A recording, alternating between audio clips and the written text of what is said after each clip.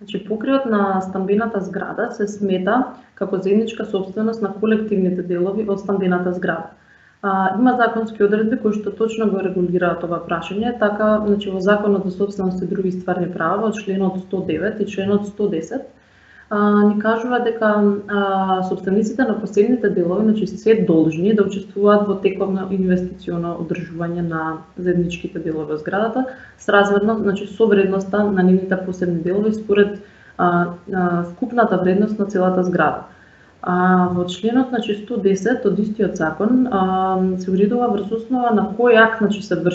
се вршат поправки и преправки на делови од зградата. Па така според согласно оваа одредба значи поправки и преправки се вршат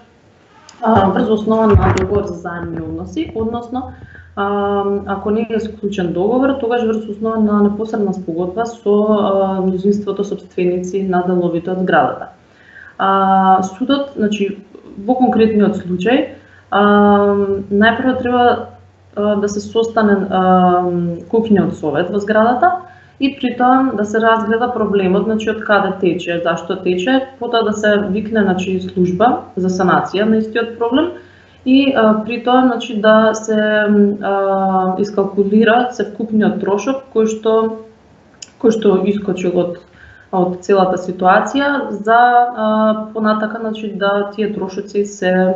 сразмерно да се поделат на сите станари во вашиот влез.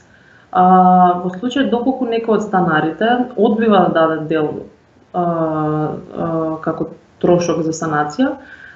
тогаш има можност раководителот значи да поднесе тужба до надлежниот местно или стварно надлежен суд, со што ќе си го заштити своето право.